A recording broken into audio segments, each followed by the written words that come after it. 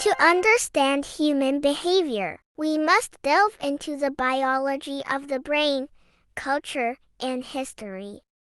The saying goes that everything happens for a reason, and whether or not you believe this to be the case, when it comes to the events that unfold in a lifetime, it's certainly a valid statement when it comes to grasping human behavior.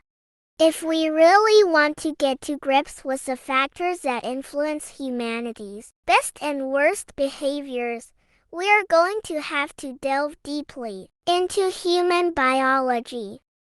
Immediately before a given behavior occurs, such as the shooting of a gun, the oldest parts of the human brain kick into gear. We inherited these regions of the brain from our evolutionary ancestors, and these very regions are the ones that process our most basic instincts, like the fear of death.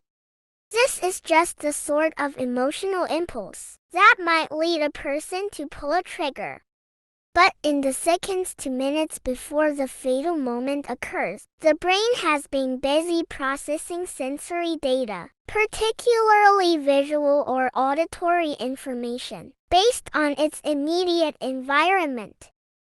This information from the senses impacts on how we act. In a war zone, for example, heightened sensory awareness of danger makes it much more likely that we'll act aggressively. However, the brain's response isn't randomly generated. In fact, our behavioral biology is deeply intertwined with human society, culture, and history. Years to decades before a behavior takes place, we'll have grown up in human societies that determine our behavior. Different societies will condition us to behave in different ways. In other words, we are more prone to violence if we were exposed and accustomed to constant violence earlier in our lives. And if we go back hundreds to thousands of years, we'd find ancestral geographies and ecologies have affected human behavior, for better and for worse.